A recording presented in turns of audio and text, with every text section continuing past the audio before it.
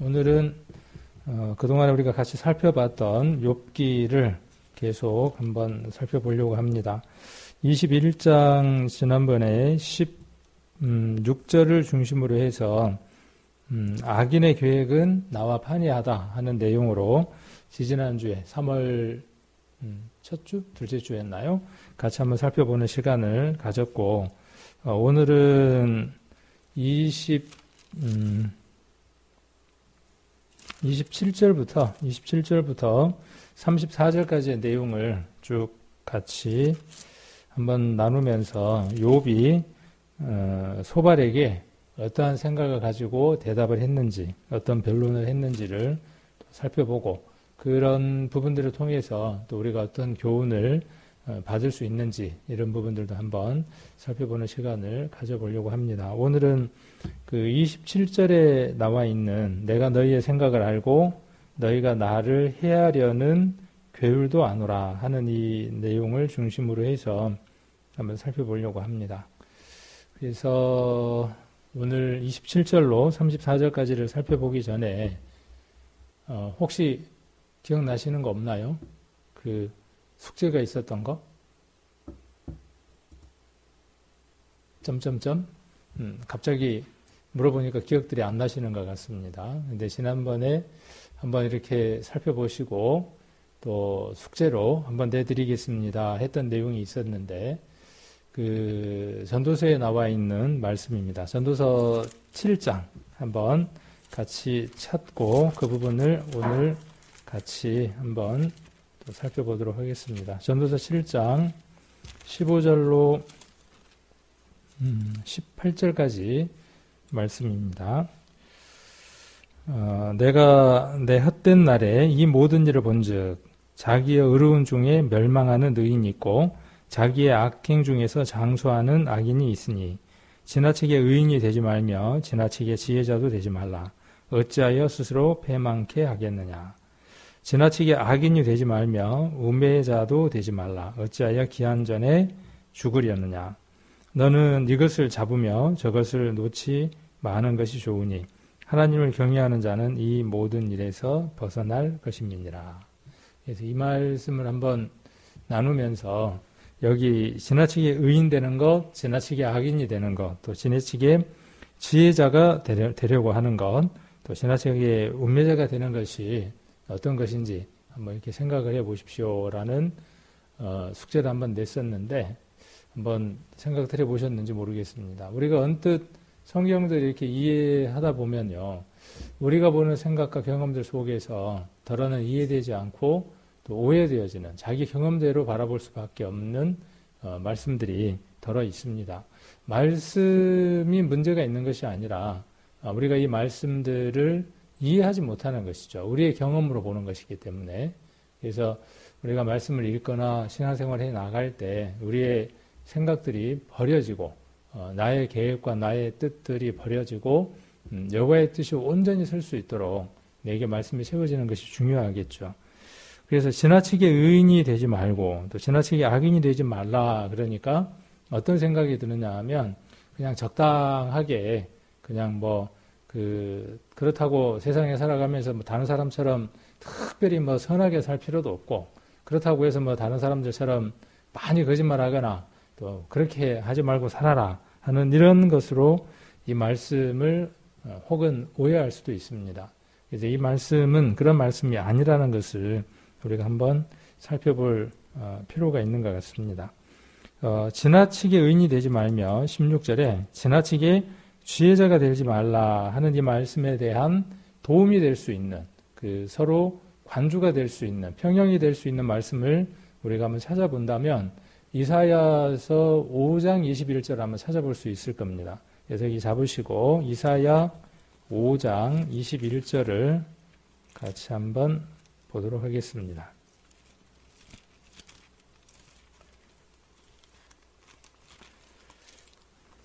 자, 5장 21절 보시면 스스로 지혜롭다 하며 스스로 명철하다 하는 그들은 화 있을진저. 그래서 여기에서 우리가 한번 살펴볼 수 있는 것이 스스로 지혜롭다 하는 겁니다. 그리고 스스로 명철하다 하는 것이죠. 욥기로 돌아가서 그래서 지나치게 지혜자라고 하는 것, 또 지나치게 의인이라고 하는 것은 어떤 것이냐 하면 지나치다라는 말은 뭐냐 하면 기준이 자기에게 있는 거죠. 스스로 어떤 것이냐 하면 의인이고 스스로 지혜로운 것이죠. 우리가 살아가면서 이런 경우들이 참 많습니다. 모든 기준들이 어디에 있느냐 하면 자기에게 있습니다. 그래서 내가 경험하고 내가 살아온 것들이 기준이 되어지는 거죠. 기준점들이 되어지는 겁니다. 그래서 욥의 세 친구들도 계속 우리가 살펴보면 그들은 무엇이라고 주장하느냐 하면 자기들은 바르고 착하고 선하고 의롭다라고 이야기를 하고 지혜롭다고 이야기를 하고 명철하다고 이야기를 합니다. 그리고 앞서간 모든 선인들 또 그 문화 속에서 그들이 경험하고 그들 속에 있었던 모든 것들은 바른 것이다. 그래서 악을 행했을 때 그 악한 것에 대한 대가를 받는 것은 당연한 것이다. 그러므로 욥은 의인이 아니라 하나님 앞에 무엇인가 숨겨져 있는 죄악이 분명히 있는 것이다. 이렇게 지금 말하고 있는 것이죠. 근데 여기에서 지나치게 의인이 된다라는 말의 의미는 스스로가 그렇게 기준이 되는 겁니다. 하나님은 의인을 찾으시죠. 하나님이 의인을 찾으십니다. 그래서 하나님이 찾으시는 그 의인의 기준은 무엇이냐 하면 하나님이 옳게 보시는 것, 하나님이 바르게 보시는 것, 하나님이 기쁘게 보시는 것, 하나님의 그 바름 속에 들어오려면 하나님이 정해놓으신 것 속에 들어와야죠. 그래서 하나님은 무엇을 의로 여기셨느냐 하면 하나님이 인간의 모습으로 오셔서 십자가 위에서 세상 모든 사람의 죄를 대속하시고 과거와 현재와 미래의 모든 죄들, 앞으로 우리가 어떠한 삶을 살아갈지 우리는 알지 못하지만 하나님이 아시는 그 모든 것들에 대한 죄악의 값들을 스스로 지시고 십자가에서 그 값을 치르시고 장사되시고 부활되셔서 그 모든 사실을 믿는 자들에게 그 사실 안에 들어오는 사람을 하나님은 무엇으로 작정하시기로 정하셨느냐 하면 옳은 것으로 받아들이기로 정하신 것이죠. 하나님이 그 옳음을 먼저 행하셨고 우리가 그 옳음 안에 있을 때 우리가 의인이 되는 것이죠. 그래서 의인은 내가 어떤 일을 많이 했기 때문에 경건하고 착하고 성경을 많이 봤기 때문에 내가 교회에서 어떤 일들을 많이 했기 때문에 내 스스로가 선해지고 착해지고 의인이 되어지는 게 아니라 내가 많은 책을 읽었고 그동안에 성경을 통해서 많은 지식이 있고 그랬기 때문에 내가 지혜자가 되고 명철자가 되는 게 아니라는 것이죠. 그래서 이 지나치게 의인이 된다고 하는 것은 그 기준이 하나님을 떠나버린 것이죠. 하나님과 상관없이 자기가 무엇을 했고 자기가 가지고 있는 그 모든 것들이 옳은 것으로 받아들이고 살아가는 모습인 겁니다. 그래서 우리는 지나치게 의인이 되어서는 안 됩니다. 우리의 의인은 누구 안에서냐 하면 예수 그리스도 안에서의 의입니다. 우리의 지혜는 우리 지혜의 근본은 어디에 있느냐 하면 예수 그리스도에게 있습니다. 말씀에게 있습니다. 그 안에서 우리가 서로 나누고 자라고 성장해 가야 하겠죠. 자, 그래서 지혜자도 되지 말라. 그래서 어찌하여 스스로 패망케 하겠느냐라고 이렇게 말씀하고 계시죠. 그래서 하나님을 버려버린 스스로 하나님보다 더 의롭다 여기는 것. 그래서 내가 이 정도면이라고 하는 게 뭐냐 하면 스스로 어떻게 하는 겁니까? 패망케 되는 겁니다. 내가 교회에서, 내가 집에서, 내가 직장에서 나 정도만 되면, 기준이 나 정도만 되면, 라고 하는 것. 그것은 패망케 되는 것입니다. 반면에 17절에 지나치게 악인이 되지 말며 우매자가 되지 말라. 그러니까 이건 죄를 많이 짓지 말고 살아라? 물론 그것을 포함하는 것입니다. 당연한 것입니다. 자, 그런데 여기에서 지나치게 악인이 되지 말라고 하는 것은 어떤 의미냐 하면 우리가 예수 그리스도의 그 복음을 통해서 그 은혜 안으로 들어오게 되면 죄인도 아니고 악인도 아니죠. 그 은혜 가운데 들어오게 되면 내가 어떠한 삶을 지금까지 살았을지라도 내 삶의 모습이 어떠했다고 할지라도 하나님이 우리를 어떻게 보시느냐가 우리가 믿음의 눈으로 우리를 보는 것이죠. 복음은 그렇습니다. 복음은 어떤 것이냐면요. 내가 나의 눈으로 나를 보는 것이 아니라 내가 A라는 사람을 B라는 사람을 내 눈으로 내 기준으로 판단하는 것이 아니라 어떤 기준으로 보는 거냐 하면 하나님이 그를 어떻게 보시느냐로 보는 것이죠.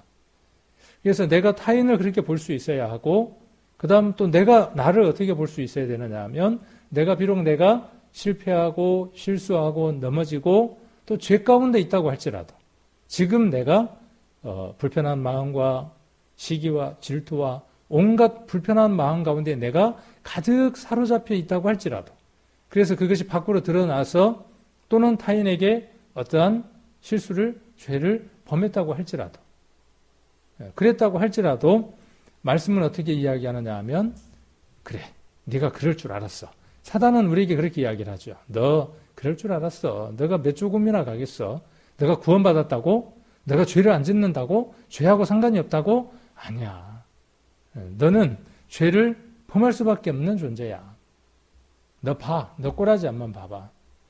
그래서 그 마음이 안에 들어와서 어떠한 마음을 갖게 하느냐 하면 스스로를 죄를 가진 사람으로 인정하게 하는 것이죠. 그래, 나 같은 게 얼마나 하겠어. 내가 하면 얼마나 잘하고 이런 것이죠. 그리고 여기 우매자라고 하는 것도 그렇죠. 지나치게 우매자가 되는 거죠. 그래, 내가 가진 것이 그렇지 내 생각이 그렇지 이렇게 되어지는 것이죠. 고린도 후서를 한번 보겠습니다. 고린도 후서 5장. 고린도 후서 5장 17절을 한번 보시면 5장 14절부터 한번 볼 필요가 있을 것 같습니다. 5장 14절부터 그리스도의 사랑이 우리를 강권하시는도다. 우리가 생각건대 한 사람이 모든 사람을 대신하여 죽었은즉 모든 사람이 죽은 것이라. 저가 모든 사람을 대신하여 죽으심은 산 자들로 하여금 다시는 저희 자신을 위하여 살지 않고 오직 저희를 대신하여 죽었다가 다시 사신 자를 위하여 살게 하려 하심이라. 그러므로 우리가 이제부터 아무 사람도 육체대로 알지 아니하노라. 비록 우리가 그리스도도 육체대로 알았으나 이제부터는 이같이 알지 아니하노니. 자, 우리도 우리 자신을 이전에 육체대로 알았습니다. 그래서 육체의 열매는 이러이러한 것들이 열렸었죠. 시기하고 질투하고 간음하고 도적질하는 그러한 육체의 열매를 우리가 맺었던 사람이죠. 그래서 우리도 우리를 뭘로 알았냐 하면 그 육체의 열매를 맺히는 자로 알았습니다. 우리가 만약 우리 자신을 그렇게 여전히 본다면 우리는 여전히 죄 가운데 있는 자가 되는 거죠. 더욱 죄인이 되어지는 거죠. 지나치게 지나치게 악인이 되어지는 것이죠. 자, 그런데 여기 뒤에 어떻게 이야기를 하고 있느냐 하면 우리가 이제부터는 아무 사람도 육체대로 알지 않는다. 이렇게 이야기를 하는 것이죠. 그래서 구원받은 사람에게 아주 특별한 지식이 생겼습니다. 그 지식은 어떤 지식이냐 하면 우리를 육체대로 아는 그 지식에서 어떤 지식으로 바뀌느냐 하면 다른 지식으로 하나 바뀌는 것이죠. 어떤 지식으로요? 그리스도께서 죄값 주고 우리를 사셨음으로 말미암아 죄 없는 자로 정결하고 깨끗한 자로 우리를 보신다고 하는 그 지식이 우리가 생긴 것이죠. 그래서 우리가 그 지식이 있었기 때문에 우리가 비록 죄 가운데 있고 지금도 죄성이 있는 육체와 욕심과 혼을 갖고 살아가지만 하나님께서 그 모든 것들을 예수 그리스도의 보혈로 덮어서 유월절 날 그 피를 취하시는 것처럼 그렇게 도말하셨기 때문에 하나님 우리를 의인으로 보신다는 사실. 그래서 내가 하나님 앞에 담대함으로 나아갈 수 있다는 것. 그 사실을 이곳에서 이야기를 합니다. 17절 그런즉 누구든지 그리스도 안에 있으면 새로운 피조물이라. 이전 것은 지나갔으니 보라 새 것이 되었도다. 그래서 이러한 마음과 이러한 정결하고 깨끗한 이 마음이 있을 때 우리들 심령 안에 그리스도로 말미암아 채워지게 되고 그 그리스도로 채워진 마음이 세상에서 어떻게 살아가게 되느냐 하면 담대함을 갖게 되고 세상 사람들에게도 무엇을 알려주게 되느냐 하면 참으로 안타까운 거죠. 하나님이 이미 그들을 어떻게 놓으셨다는 사실, 정결하게 깨끗하게 죄 없는 자로 보고 계신다는 사실, 그 사실을 알려주려고 애를 쓰게 되겠죠. 당신이나 나나 어떠한 자다. 동일한 자다. 똑같은 사람이다. 그러나 누구 안에 있으면, 그리스도 안에 들어가기만 하면, 그리스도 안으로 가기만 하면 당신과 나는 새로운 피조물이 됩니다 하는 것이죠.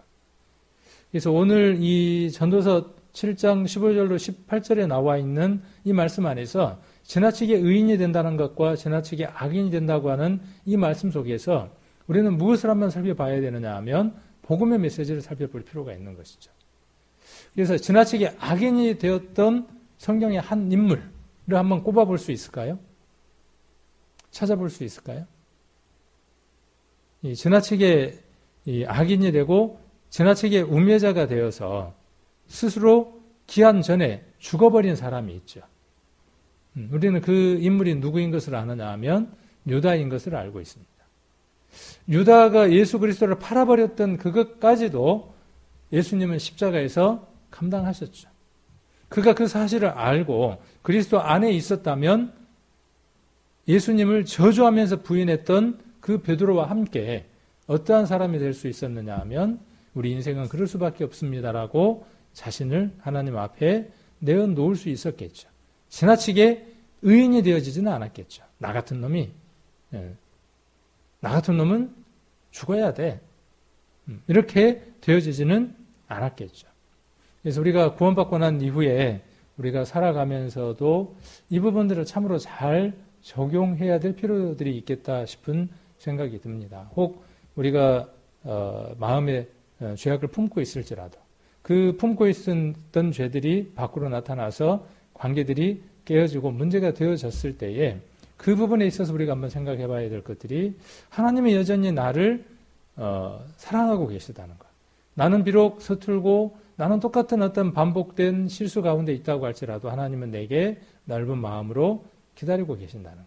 그래서 내가 하나님이 나를 보시는 눈으로 내가 나를 바라볼 때 힘이 나는 것이죠. 그러나 떳떳하고 머리를 치켜드는 것은 아니겠죠. 사람들 앞에 그런 모습은 아니겠죠. 이런 마음이 된다면 비록 그 일들이 실패고 실수이고 문제 것들이지만 이 마음들로 우리가 세상에서 가정에서 삶 속에서 살아감으로 말미암아 담대하게 그 문제들을 풀어갈 수 있지 않는가 하는 생각들을 한번 해봅니다.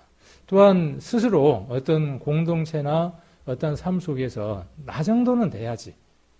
내가 이 정도는 하는데 당신들도 이 정도는 해야지 하는 그러한 기준으로서 사람들을 힘들게 나가는 것이 아니라 하나님이 그 사람 안에서 새로운 일을 해나가도록 17절에 기록되어 있는 것처럼 고린도후서 5장 17절에 기록되어 있는 것처럼 새로운 피조물이 될 수 있도록 내 아내를 내가 빚어가는 게 아니라 내 남편을 내가 빚어가는 게 아니라 내 자식을 내가 빚어가는 게 아니라 주변에 있는 그 공동체에 있는 어떤 사람들을 내가 빚어가는 게 아니라 하나님이 새로운 피조물로 빚어갈 수 있도록 그렇게 우리가 할 수 있는 것 그것이 지금 전도서 7장 18절에서는 이렇게 답을 내리고 있죠. 그래서 너는 이것을 잡으며 저것을 놓지 마하는 것이 좋으니 하나님을 경외하는 자는 이 모든 일에서 벗어날 것이다. 그래서 교만도 스스로 자기가 높아져 있는 그것도 하나님을 경외하려고 하는 자는 낮아질 것이고 겸손해질 것이고 그 겸손이라고 하는 노래에 보면 복음성가에 보면 겸손은 하나님께 더 가까이 가 있는 것이 겸손이죠. 자, 그리고 그 스스로 어떤 실수나 실패 가운데 있다고 할지라도 잘못된 일 가운데 있다고 할지라도 그 모든 것들을 요한 1세에 기록되어 있는 대로 하나님 앞에 자백함으로 말미암아 예수 그리스도의 그 은혜가 그 심령 안에 가득 채워짐으로 말미암아 스스로를 자존감 낮게 바라보는 자가 아니라 스스로를 예수 그리스도의 그 보혈 안에서 정결케 하고 새롭게 됨으로 말미암아 매일 하나님 앞에 담대함으로 나갈 수 있는 또 귀한 시간들이 되어질 것이다라는 생각이 들어서 그 전도서 7장 한번 살펴보라고 말씀을 드렸습니다. 그래서 다음에 이 말씀을 또 누군가에게 이렇게 잘 풀어서 또 이야기해 줄 수 있는 전달해 줄 수 있는 그런 귀한 말씀들이 되게 또 준비를 하시면 좋을 것 같습니다. 오늘은 욥기 한번 말씀을 계속 살펴보도록 하겠습니다. 그래서 욥기 21장 27절을 보시면 욥기 21장 27절을 보시면 내가 너희의 생각을 알고 너희가 나를 해하려는 괴율도 아노라. 너희 말이 왕후의 집이 어디 있으며 악한 자에 거하던 장막이 어디 있느뇨 하는구나. 이 괴휼이라는 말은 간사하고 교묘한 걸 이야기를 합니다. 그래서 내가 너희의 생각을 안다라고 이야기를 하죠. 그리고 너희가 나를 해하려는 괴율도 안다. 이렇게 이야기를 하고 있습니다.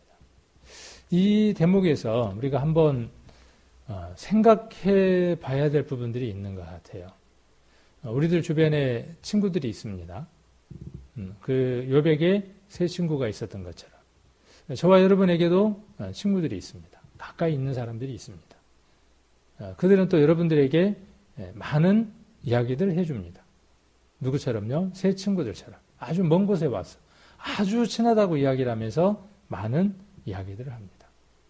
근데 그 이야기들 가운데에 정말 그들은 순수한 마음으로, 순전한 마음들로, 순전한 동기들로 그 얘기들을 할 것입니다.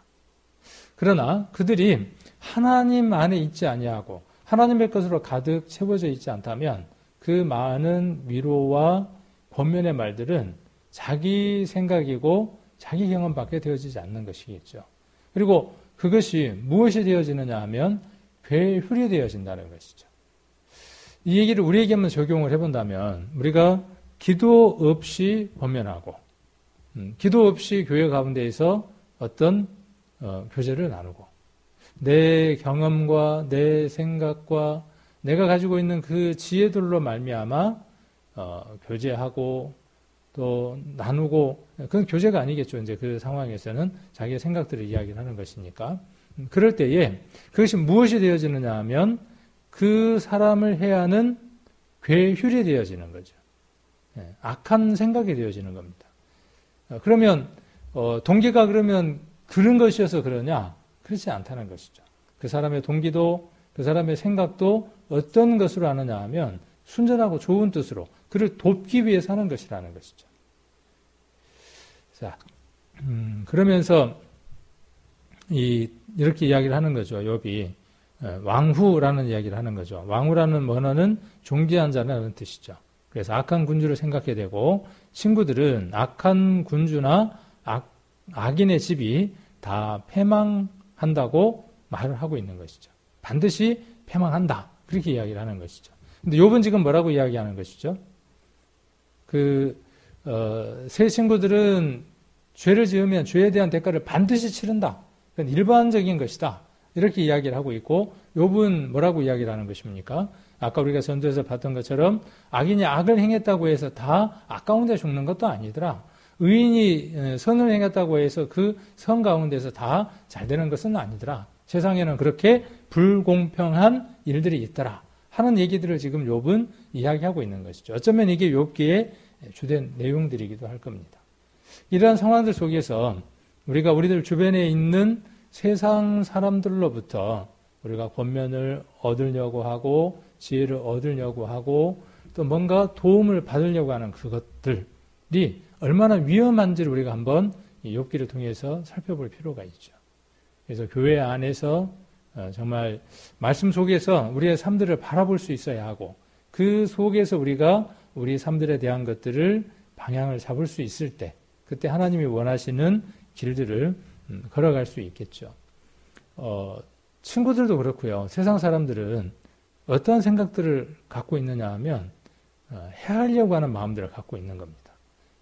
그런데 그것이 아까도 잠깐 말씀드렸지만 해하려고 하는 게 아니라 잘 해주려고 하는 것이지만은 자기들의 길과 우리의 길이 결국은 다르기 때문에 우리에게는 무엇이냐 하면 궁극적으로 도움이 되어지지 않는 교훈들입니다.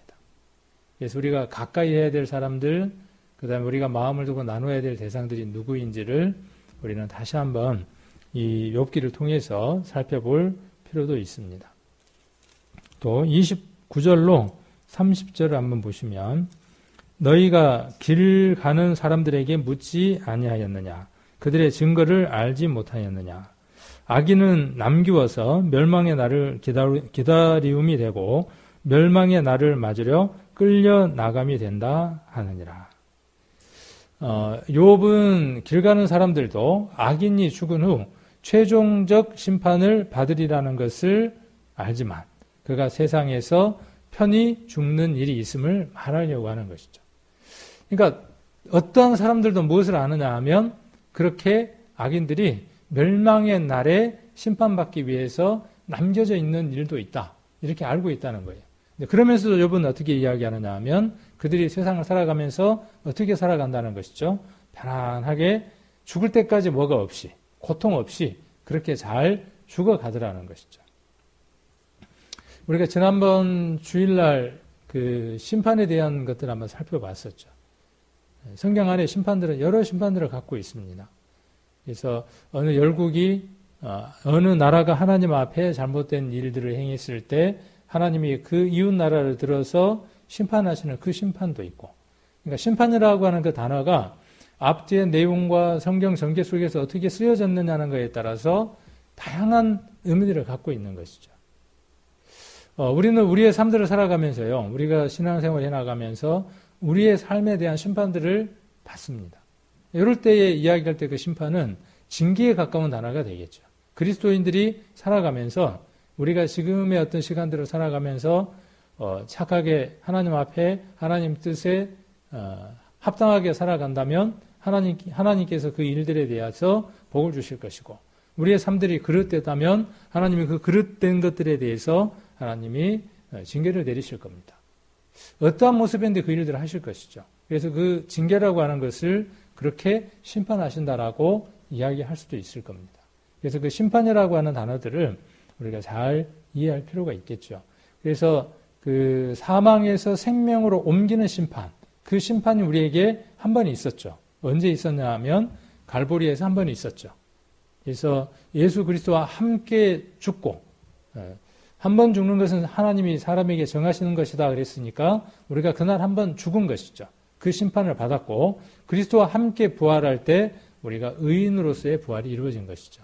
그래서 한 번의 심판, 갈보리의 심판이 있었고 그 구원을 받아서 영원한 하나님 나라를 소유한 산 사람들이 공중에 들려 올라가서 그리스도 앞에 섰을 때에 심판이 있을 것이라고 또 말씀을 드렸습니다. 그래서 금이나 은이나 보석, 지피나 나무나 풀이나 이런 걸로 불 가운데 공력을 시험하는 그날이 있을 것이다. 그것에 5개의 면류관을 받는 그날이 있을 것이다. 말씀도 한번 드렸고요. 그 다음에 세 번째 어떤 심판이 있냐 하면 유대인들의 특별한 심판이 있었고요. 그래서 예수님의 신성을 부인한 그들에게 예수님의 신성을 인정할 수 있는 기회가 부여되고 그 기회가 부여된 자들이 구원을 받는 시간이 우리가 7년 환란 가운데 있다고 말씀을 드렸고요. 그 다음에 천년왕국 들어가기 전에 민족들의 심판이 있게 된다라고 하는 네 번째 심판도 우리가 한번 살펴보는 시간을 가졌습니다. 그리고 5번째 심판은 죽은 자들의 심판이 있게 되죠. 그래서 책들에 기록된 대로 그들의 행위대로 심판받는 그 죽은 자들의 심판이 있습니다. 그래서 종국적으로 최종적으로 우리가 한번 살펴본다면 악인은 반드시 그 대가를 받는 것입니다. 그러나 우리가 보기에 그 시점을 우리가 보기에 부당하다고 보는 것이죠. 하나님은 그 시점을 명확하게 갖고 계시죠. 하나님 뜻 안에서 그 일들을 시행하는 지점들이 있는데 우리가 보기에 그것이 어떠냐 하면 합당치 않다고 보는 것이죠. 그래서 이 생각을 내려놓을 수 있는 사람은 세상 사람들은 내려놓을 수 없습니다. 그러나 우리는 어떻습니까? 우리는 그 생각을 내려놓을 수 있죠. 그래서 하나님께 그 생각을 맡길 수 있죠. 그래서 우리가 부당한 일이 온다고 할지라도, 내가 생각할 때 부당한 일이 온다고 할지라도 그 부당한 것이 아니라 하나님이 내게 가장 적합하고 좋은 것으로 주셨다고 하는 감사의 메시지가 되는 것이죠. 그래서 병들어도 가난해도 내가 가지고 있는 그 모든 것들이 다 빼앗겼다고 할지라도 우리 안에 그 믿음은 우리를 감사로 바꾸어 놓는 겁니다. 그래서 그 악인은 남기워서 멸망의 날을 기다림이 된다라고 욥은 지금 이야기를 하고 있는 겁니다. 자, 너희의 대답은 거짓뿐이다 그랬어요. 31절로 이제 마지막 34절까지의 내용을 한번 총체적으로 살펴보려고 합니다. 그래서 누가 능히 그의 행위를 31절 면박하며 누가 능히 그의 소위를 보응하랴마는 그를 무덤으로 메어가고 사람이 그 무덤을 지키리라. 그는 골짜기에 흙덩이를 달게 여기고 그 앞선 자의 무수함같이 모든 사람이 그 뒤를 쫓으리라. 이러한즉 너희의 위로가 헛되지 아니하냐. 너희의 대답은 거짓뿐이니라. 욥은 세 친구들에게 지금 뭐라고 이야기하느냐 하면 그렇게 먼 곳에 와서 나를 위해서 여러 말들을 하고 여러 권면들을 이야기를 하고 당신들이 배웠던 그 수많은 책들 속에서 많은 것들을 내게 이야기한다고 할지라도 위로가 되지 않는다. 지금 이렇게 이야기하는 것이죠. 사실 그렇죠. 세상 사람들이 우리의 슬픔을 알겠습니까? 세상 사람들이 우리의 마음속에 있는 걱정거리를 알겠습니까? 우리는 세상 사람들의 걱정거리와 세상 사람들의 문제점들을 우리는 알 수 있죠. 왜요? 우리가 겪었던 것들이고 우리가 알고 있는 것들이니까. 그것들은 사라지지 않는 끝없는 것들이라고 하는 것들을 우리는 잘 압니다. 그래서 우리는 그들을 같은 입장에서 위로해 줄 수 있지만 우리가 갖는 괴로움들, 우리가 갖는 걱정들, 우리가 갖고 있는 걱정과 근심들은 무엇일까요? 저와 여러분 안에 있는 걱정과 근심들이 무엇일까요? 바울이 하나님의 은혜를 그렇게 많이 받은 바울이 다리를 쭉 뻗고 일평생 행복하게 살았을까요? 어느 한편으로는 누리고 살았어요. 그렇죠. 우리가 그런 것처럼요. 우리에게 건강이 없고 우리에게 돈이 없고 우리에게 명예가 없다고 할지라도 우리는 넘쳐나죠. 행복합니다. 매일 행복합니다. 그런데 세상 사람들이 묻죠. 너는 왜 그렇게 얼굴이 어두워져 있냐고? 그러나 분명 우리 안에는 어떠냐 하면 넘쳐나고 있죠. 바울에게는 눌리우는 것들이 많이 있었죠. 자기 동족이 구원받지 않는 것, 복음이 전해지지 않는, 구원받지 못한 사람들을 향해서 다리 뻗고 자지 못했던 그 마음이 누구의 마음이었냐면 바울의 마음이었습니다. 그래서 누가 믿음 안에서 떨어지면 그의 마음이 찢어지는 마음이었고 그러한 마음들이 바울의 마음이었죠. 그 마음을 누가 위로해 줄 수 있겠습니까? 바울의 그 마음 아파하고 힘들어하고 하나님을 향해서 괴로워했던 복음을 전하려고 했던 그 간절함 속에 있는 그 아픔들을 누가 함께 울어줄 수 있었겠냐는 거죠. 세상 사람들은 위로해 줄 수 없고 위로한다고 할지라도 거짓일 뿐이죠. 안다고 할지라도 아는 것이 아니죠. 자, 그러나 저와 여러분은 어떤가요? 저와 여러분은 저와 여러분 안에 있는 그 근심과 걱정에 대해서 둘 다 위로해 줄 수 있죠. 그렇죠? 세상을 살아가면서 겪는 그 아픔 속에서 오는 그 아픔들을 우리는 위로해 줄 수 있고 함께 겪어가는 것들이니까. 그 다음 또 신앙을 하면서 우리에게 있는 그 바울처럼 갖는 그 괴로움, 고통들, 또 하나님을 향한 간절함들, 그것에 대한 위로를 우리는 서로 주고받을 수 있죠. 그래서 성도는 하나님 앞에 귀한 존재들인 것 같습니다. 그래서 우리가 누구를 통해서 우리가 위로를 받느냐? 성도를 통해서 위로를 받고 또 무엇을 통해서 우리가 위로를 받아야 할까요? 위로를 받는 것. 우리는 어렸을 때에는 신앙이 성장하지 않았을 때에는 누가 중심이 되어지느냐 하면 주변에 있는 성도들이 중심이 되어집니다. 그래서 그 성도의 걸음이, 그 성도의 말이 이제 구원받은 사람들에게 힘이 되기도 하고 위로가 되기도 하고 때로는 낭망이 되어지기도 하죠. 그것은 어렸을 때죠. 어렸을 때에. 근데 거기에서 성장하게 되면 무엇을 알게 되느냐 하면 사람은 누구든 실수할 수 있는 존재라고 하는 것을 알아가게 되죠. 나도 그럴 수 있는 존재라는 것을 알아가게 됩니다. 그래서 교제를 하거나 간증을 하거나 도와줄 때에 어떻게 도와주게 되느냐 하면 그 사람을 어디로 끌어주게 되느냐 하면 그리스도에게로 끌어다 주게 됩니다. 예수님이 그렇게 말씀하셨죠. 말씀을 통해서 배운 사람은, 성경을 통해서 하나님의 말씀을 배운 사람들은 다 누구에게로 나온다고 요한복음에 기록되어 있냐면 내게로 나온다 이렇게 말씀하셨어요. 교회에서 많은 교제를 해줬습니다.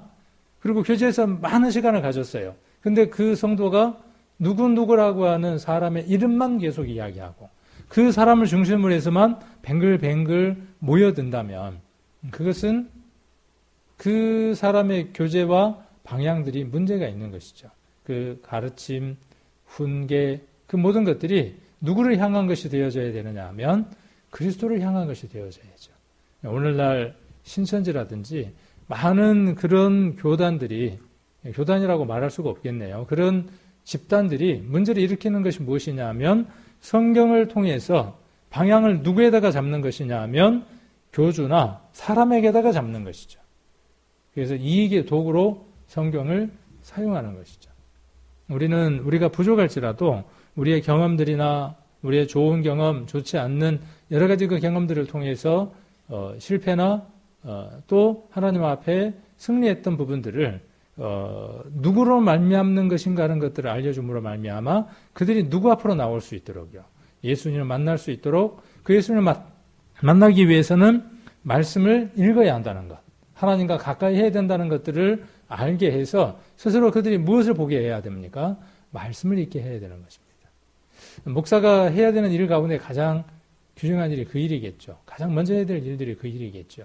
그래서 말씀을 읽게 하고 말씀을 깨닫게 하고 말씀에 순종하며 살아가는 삶들을 살아가는 성도들을 만들어가는 것이 목사가 해야 될 일들이겠죠. 그리고 목사도 권위가 있기 위해서는 그 일들을 가장 많이 하는 사람이어야 되겠죠.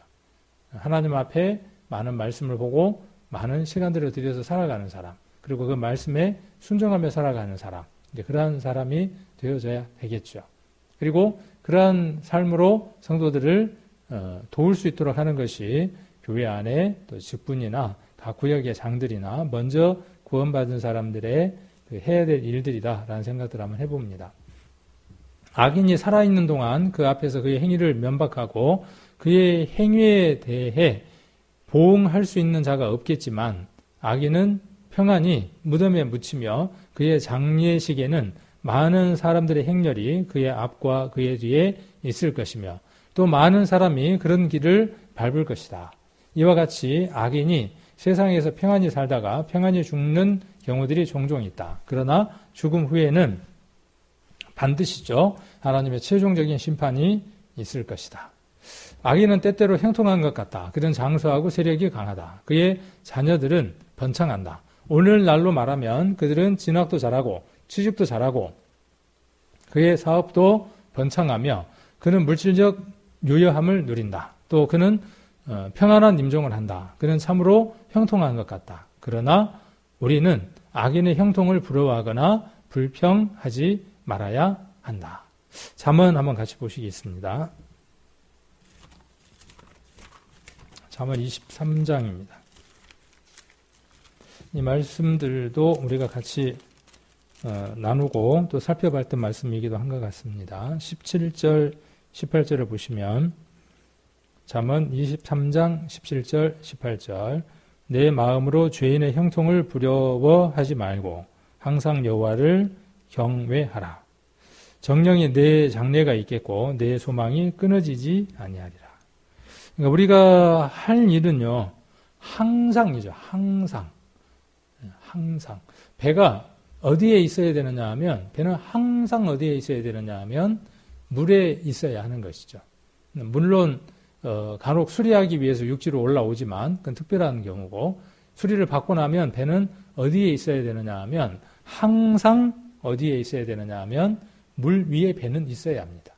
물 위에, 물 속에 들어가도 안 되고 물 위에 배는 있어야 합니다. 그리스도인들은 항상 어떠한 상황이든지 여호와를 경외하는 사람이어야 합니다. 그래야 장래가 있는 거죠. 이 장래, 진짜 장래는 어떤 겁니까? 이 세상의 삶이 딱 끝나고 나면 그때부터가 장래인 거죠. 이 세상의 삶이 10년 후, 20년 후, 30년 후에 노후가 우리의 장래가 아니라 죽음의 그 시간이 오고 생이 마감되고 난 이후의 그 시간이 장래입니다. 자, 그리고 그것이 우리의 소망입니다. 저와 여러분의 소망은 어디에 있느냐 하면 유한한 이 세상에 있는 것이 아니기 때문에 그렇죠. 그래서 하나님을 경외하는 사람은 이렇게 됩니다. 세상을 살아가는 날 동안에요, 잘 되는 거 보면 참 부럽죠. 또 24장을 한번 보겠습니다. 1절. 너는 악인의 형통을 부러워하지 말며, 그렇죠. 형통을 부러워하지 말라는 거예요. 그런데 부럽죠. 그것도 누리고 싶고, 또 뭣도 갖고 싶고요. 그 정말 장래에서 지금 갖고 있는 그 소망도 누리고 싶고. 근데 이 둘은 예수님이 뭐라고 말씀하셨느냐 하면 함께 할 수 없는 것이다 그랬어요. 재물과 하나님을 함께 섬길 수 없는 것이다. 하나님 그렇게 말씀을 하셨습니다. 재물은 우리의 섬김의 대상이 아닙니다. 세상 사람들의 그 형통은 목적지가 아닙니다. 근데 세상 사람들은 형통이 목적지입니다. 그래서 예수 믿어서 형통하고 하나님 믿어서 형통하려고 하는 겁니다. 그러나 하나님이 말씀하시는 복과 형통은 거기에 있는 것이 아니죠. 그래서 악인의 형통을 부러워하지 말고 그와 함께 있기도 원하지 말라는 거예요. 그러한 모습, 그러한 삶으로 살아가는 패턴들, 그러한 것들을 바라지도 말고 그곳에 있지도 말라 이렇게 말씀하시죠. 19절, 20절 한번 보시면 너는 행악자의 득이함을 인하여 분을 품지 말며 악인의 형통을 부러워하지 말라.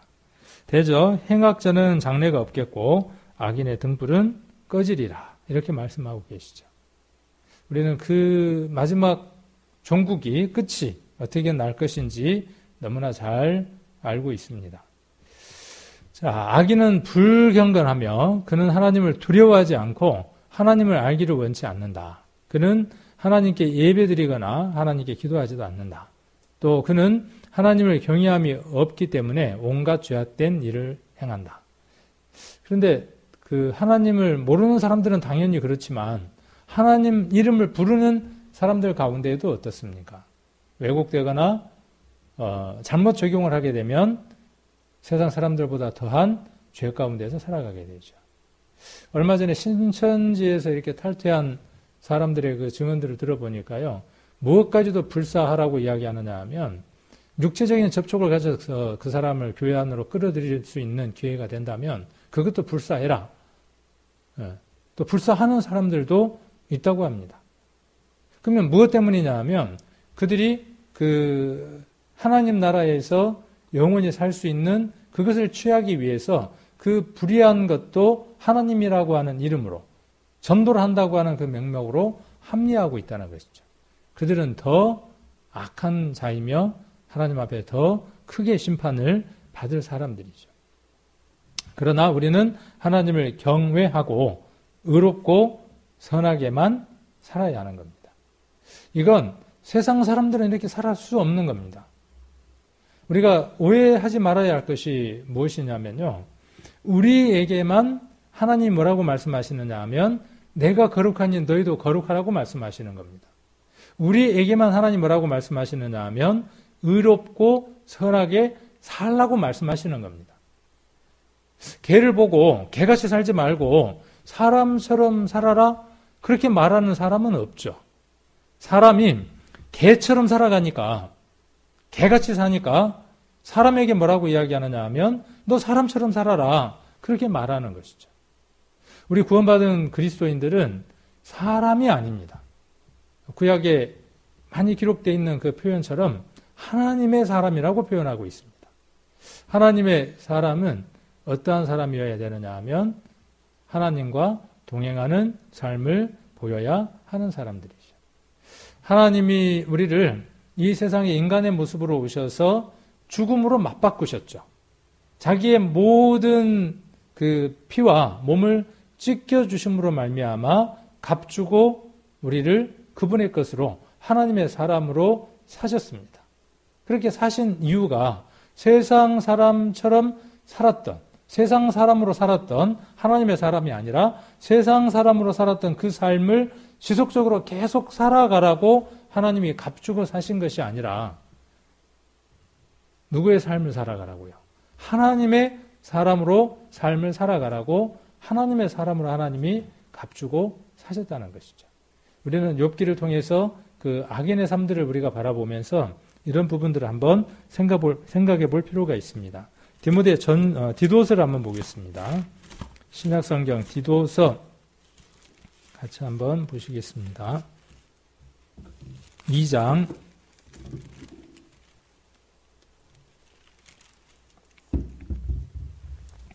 디도서 2장 14절입니다. 2장 14절, 15절 찾으셨으면 같이 한번 디도서 2장 14절, 15절 같이 한번 읽겠습니다. 그가 우리를 대신하여 자신을 주심은 모든 불법에서 우리를 구속하시고 우리를 깨끗하게 하사 선한 일에 열심하는 친 백성이 되게 하려 하심이니라. 너는 이것을 말하고 권면하며 모든 권위로 책망하여 누구에게든지 업신여김을 받지 말라. 이 디도에게도 지금 바울은 무엇을 권하고 있느냐 하면 디모데에게 권했던 것처럼 하나님과 그다음에 산 자와 죽은 자를 심판하실 그리스도 앞에서 우리 지난주에 우리가 함께 봤던 말씀이죠. 엄히 명한다 그랬죠. 무엇을 엄히 명한다고 말씀하셨냐 하면 말씀을 전파하라 하는 것들에 대한 메시지를 우리가 지난번에 배웠습니다. 저와 여러분에게 바울이 디모데와 디도에게 동일하게 이야기했던 것처럼 성령은 우리에게 동일하게 뭐라고 말씀하시느냐 하면 악인 되어진 저 세상의 악인들이 왜 악인입니까? 이 질문에 대한 답을 우리는 잘 할 필요가 있죠. 세상 사람들 우리는 왜 악인이라고 부릅니까? 이거에 대한 답을 우리가 할 수 있어야 되겠죠. 왜요? 그들이 왜 악인이냐 하면 스스로 지금 악인 되어진 것이죠. 예수 그리스도의 복음이 있고 말씀이 있음에도 불구하고 하나님 앞으로 나오려고 하지 않는 그것이 하나님 앞에 더 큰 악이고 더 큰 악인이죠. 그들이 지은 죄가 크기 때문이 아니라 그들이 앞으로 살아가면서 지을 죄가 크기 때문이 아니라 하나님의 사랑을 거절한 그것이 악인인 것이죠. 우리는 이 사실을 너무나 잘 알죠. 우리는 그 사실을 깨달아서 누구 안으로 들어온 것입니까? 하나님의 그 사랑 안으로 들어온 사람들입니다. 그래서 여기 디도서에 보시면 그 얘기를 하고 있는 거죠. 11절에도 뭐라고 말씀하시느냐 하면 모든 사람에게 구원을 주시는 하나님의 은혜가 나타났다. 모든 사람에게 하나님은 구원을 주시는 겁니다. 특별한 사람에게만 구원을 주시는 게 아니라 그러면서 쭉 우리를 어떻게 사랑하셨는가 하는 것들을 말씀을 하시면서 왜 우리를 위해서 그분이 십자가에서 못 박혔는지에 대한 답을 이야기를 하고 있죠. 그 답을 디도서에서는 무엇이라고 이야기하느냐 하면 우리를 깨끗하게 하신 것은 그 말이에요. 뭘 하기 위해서? 선한 일에 열심하는 친백성. 나는 깨끗해졌어. 나는 죄가 없어. 내가 더러운 그 구렁텅이에 뒹군다고 할지라도 하나님의 말씀이 늘 나를 깨끗하게 하셨다는 것을 내가 믿어. 그래서 나는 깨끗한 사람이야. 이게 목적지가 아니라는 것이죠. 그 목적지는 어디에 있느냐 하면 우리를 깨끗게 하신 것은 선한 일에 열심하는 하나님의 백성이 되게 하는 거죠. 선한 일에. 어떤 게 선한 일인가 하는 것에 대한 것은 제가 자주 말씀드리죠. 어떤 게 선한 건지. 여러분들이 이제 답을 하실 수 있을 겁니다. 어떤 게 선한 것인지. 그 선의 기준이 어떤 것인지. 착한 것이죠. 선한 것은 착한 것이고 또 착한 것은 하나님이 기뻐하시는 것이고 하나님이 기뻐하시는 것은 뭐냐 하면 질서를 찾아가는 것이죠. 어두움에서 빛으로 옮겨가는 것이죠. 창세기 1장에 기록되어 있는 그 일들이 세상 사람들 안에 일어나기를 원하는 거죠. 창세기 1장에 보면 모든 것이 흑암 가운데 있는 그 안에 하나님의 신이 그 안에 운행하기를 하나님이 원하시고 그 안에 빛이 생기기를 원하고 있어야 할 것들에 있어야 될 것들이 있는 그 일들이 이루어지는 것을 하나님이 가장 기뻐하시는 거죠. 저와 여러분 안에 그 일이 이루어지고 있고 지금도 현재 진행형이죠. 세상 사람들은 어두운 가운데 있는 것이죠. 그 일을 해야 하는 것이 누구의 일이냐 하면 저와 여러분의 일입니다. 3장 8절도 한번 보시면 이 말이 미쁘도다. 원컨대 내가 이 여러 것에 대하여 굳세게 말하라. 이는 하나님을 믿는 자들로 하여금 조심하여 선한 일을 힘쓰게 하려 함이라. 이것은 아름다우며 사람들에게 유익하니라. 사람들에게 유익한 게 뭘까요?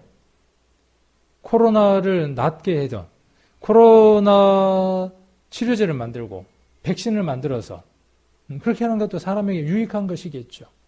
그러나 결국은 찾아오는 것은 한번 하나님이 정해놓으신 사망이라고 하는 것은 정해놓은 것이기 때문에 오는 것이죠. 그 사망의 권세를 깨트릴 수 있는 그 믿음 안으로 넣어주는 것이 가장 큰 선이죠. 그 일을 하기 위해서 우리가 부수적으로 해야 될 것들이 그 사람의 마음을 얻는 것. 그래서 그 사람의 마음을 얻기 위해서 우리가 때로는 희생하기도 하고 때로는 봉사하기도 하고 때로는 물질을 쓰기도 하고 때로는 그 사람들을 위로하기도 하는 것이죠. 그것이 선한 일 안에 포함되어 있는 것이죠. 그래서 8절에 그 단어 속에 굳세게라고 하는 이 단어가 한번 잘 기억해야 될 메시지인 것 같아요. 그러니까 힘차게 그런 뜻이죠. 힘차게. 그리고 이 굳세게라는 말은 누구에게 해당되는 용어기도 하냐 하면요. 증인이 재판장에 나와서 자기가 보았던 일을 말할 때에 증인이 본 것을, 들은 것을 이곳에서 말해야 합니다. 반드시 얘기하십시오라고 이야기할 때에 그 굳세게입니다. 저와 여러분은 증인입니다.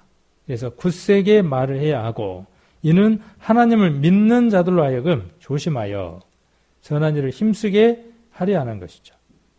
이것은 그래서 이것. 우리가 하는 그 일, 우리가 하려고 하는 그 일, 우리가 하고 있는 이 일은 아름다운 것입니다. 세상에서 가장 아름다운 것입니다. 그리고 사람들에게 유익한 겁니다.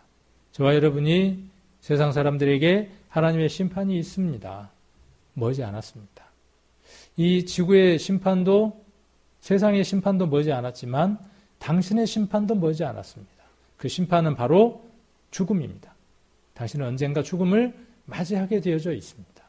그 죽음을 해결하기 위해서 성경에 기록되었고 그 죽음을 해결하신 분이 누구인지를 말하고 있는 것이 성경입니다. 제가 그 스토리를 들려드릴게요. 그러면서 이야기할 수 있는 저와 여러분이 돼야죠. 자주 드리는 말씀이지만 우리 교회 가서 성경 한번 들어보세요. 목사님한테 한번 상담해보세요. 좋죠. 근데 만일 그 사람이 내일 이곳에 올 수 없다면 우리는 지금 어떻게 해야 되느냐 하면 지금 매 시간들마다 여러분들의 시간 속에서 이것을 말해야 합니다. 왜 그러냐 하면 지금 욥이 말하고 있는 것처럼 그 욥의 주변에 있는 모든 사람들의 그 심령 안에 마음속에 있는 그 악한 자의 영들 속에 우리가 해야 할 일들이 바로 이 일이기 때문에 그렇습니다. 에베소서 2장도 한번 보겠습니다. 에베소서 2장. 이 말씀들은 제가 자주 또 여러 차례에 걸쳐서 반복해서 말씀드리는 말씀이기도 합니다. 2장 10절. 에베소서 2장 10절입니다. 우리는 그의 만드신 바라 그리스도 예수 안에서 선한 일을 위하여 지으심을 받은 자니 이 일은 하나님이 전에 예비하사 우리로 그 가운데에서 행하게 하려 하심이니라. 이 선한 일을 행하는 친백성이라고 하는 말씀과 여기 예수 안에서 선한 일을 위하여 지으심을 받은 자다 그랬어요. 아까 새로운 피조물이다 그렇게 말씀하셨던 것과 아까 그 디도서에서 2장에 나와 있는 또 3장에 나와 있는 말씀과 또 에베소서 2장 10절에 나와 있는 말씀들은 다 동일한 맥락의 말씀들이죠. 그리고 그 앞뒤에 반드시 무엇이 나오느냐 하면 구원에 대한 얘기가 나옵니다. 우리를 어떻게 깨끗게 하셨는가에 대한 메시지가 꼭 앞에 나옵니다. 그래서 우리가 2장 7절, 8절에 나와 있는 것처럼 은혜를 인하여 믿음으로 말미암아 구원받는 것이다. 우리가 행위로 얻은 것이 아니다. 그렇게 구원에 대한 이야기를 하고 그 뒤에 온전한 목적이 나오는 것이죠. 그래서 저와 여러분에게 그 목적이 어디에 있느냐 하면 여러분 주변에 있는 구원받지 못한 스스로 자기가 어떠한 자인지를 알지 못하는 그 사람들에게 이 복음의 메시지를 전해야 하는 것이 저와 여러분이 하나님 안에서 해야 될 일들입니다. 악인에 대한 하나님의 징벌이 즉시 수양되지는 않는다. 유보되어 있는 거죠. 그래서 우리가 복음을 전해야 하는 것이죠. 어떤 때는 하나님께서 악인을 그 당대에 갚으시지 않기도 합니다. 악인은 죽을 때에 건강하고 평안하여 장례식도 화려합니다. 그러나 결국 그 종착지는 우리가 잘 알고 있는 대로입니다.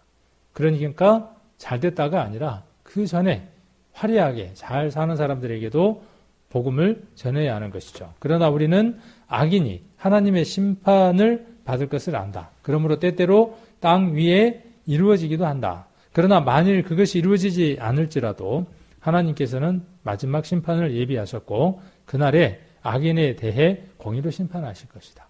그래서 불평하지 말자는 것이죠.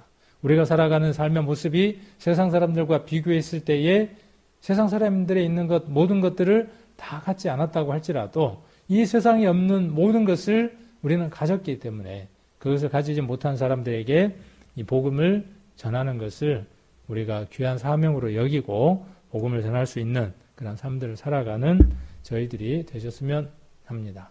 다음에는 욥기 22장을 다음에 또 기회가 주어지는 대로 살펴보도록 하겠습니다.